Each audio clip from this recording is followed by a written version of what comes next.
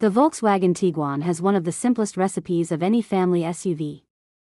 It looks good without being too in your face, is spacious without being intimidating to drive in town, and has a lovely interior without being so posh you're scared to get your kids' grubby figures anywhere near it. On the plus side, you also get an excellent digital instrument display, which is included as standard and bigger than the one on the old Tiguan. The new Volkswagen Tiguan has one of the most modern, high-tech interiors of any mid-sized family SUV.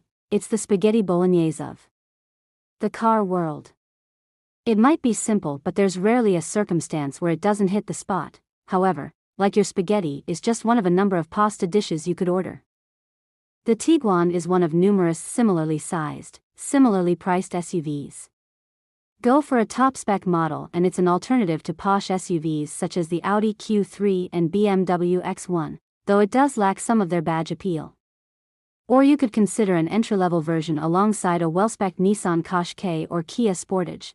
Where the Volkswagen Tiguan has an advantage over all of those cars is its boot, which at 652 liters is considerably bigger than anything else at a similar price. That means you'll be able to fit prams and after-school sports equipment all at once, should the need arise. The interior design is all new, with a massive infotainment touchscreen in the center of the dashboard, making it not far off those upmarket BMW and Audi alternatives. There are configurable shortcut buttons across the top and bottom of the display, with the large central home screen showing the sat-nav, music and other important information.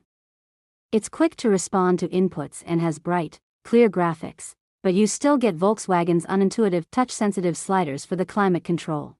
The exterior hasn't had quite such an extensive overhaul as the interior, but the old Tiguan was starting to look dated, so the sleek LED headlights that run into a full-width black panel give it a fresh new look.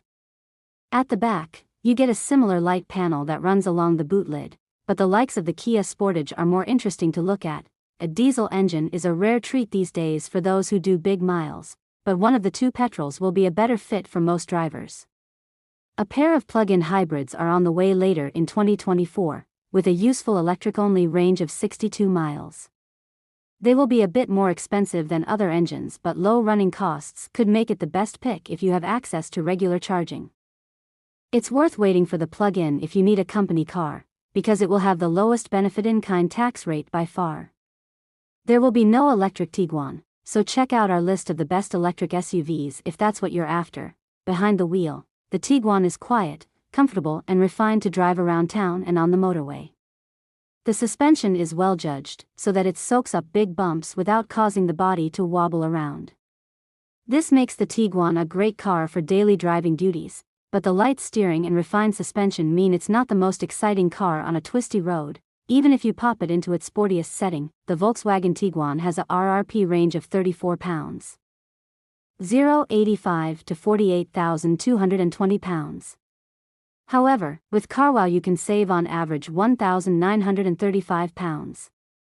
Prices start at £32,439 if paying cash.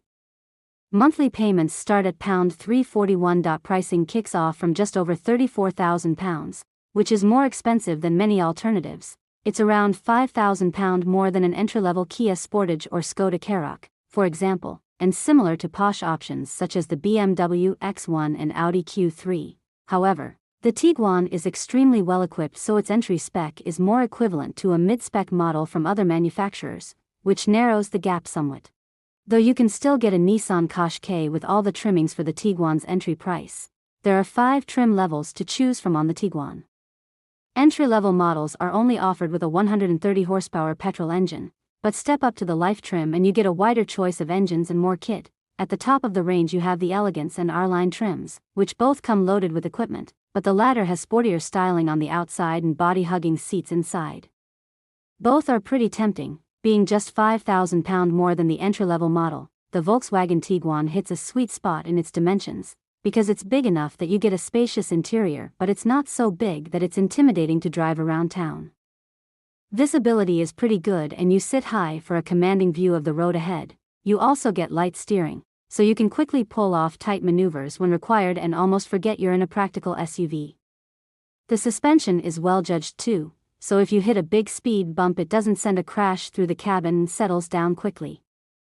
There is a slightly firm edge though, so some sharper edges such as potholes are more noticeable. Going for a lower trim with smaller alloy wheels should help with that, though. Entry-level models don't get a huge amount of assistance kit, but usefully all Tiguans come with front and rear parking sensors as well as a reversing camera. Step up to the Life trim and you get a system that will park the car for you. The comfort and refinement largely continues out on the motorway, where the Tiguan is quiet at higher speeds.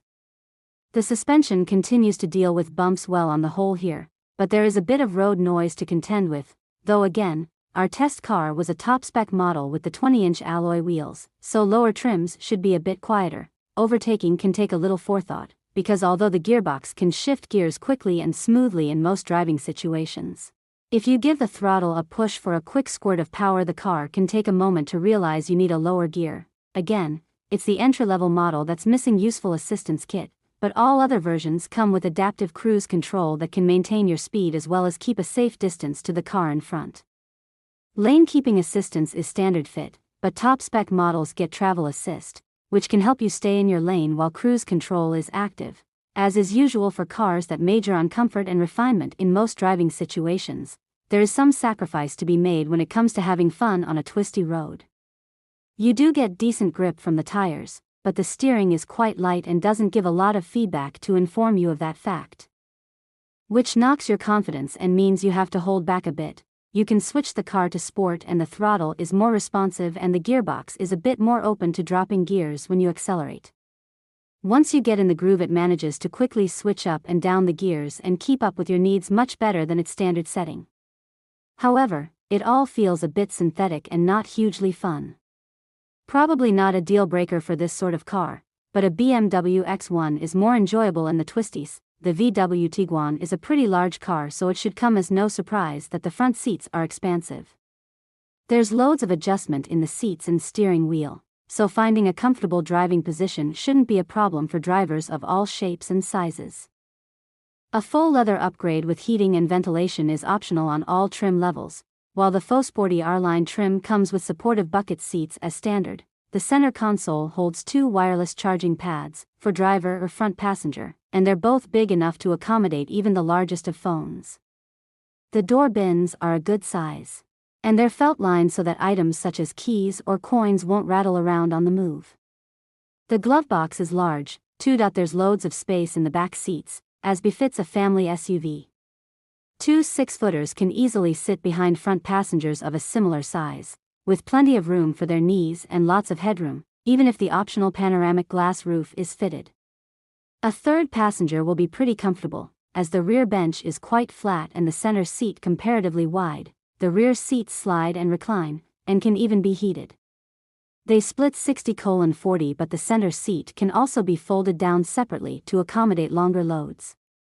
Keep it upright, and rear passengers have access to a clever center armrest with cup holders and a tray to hold a tablet in place.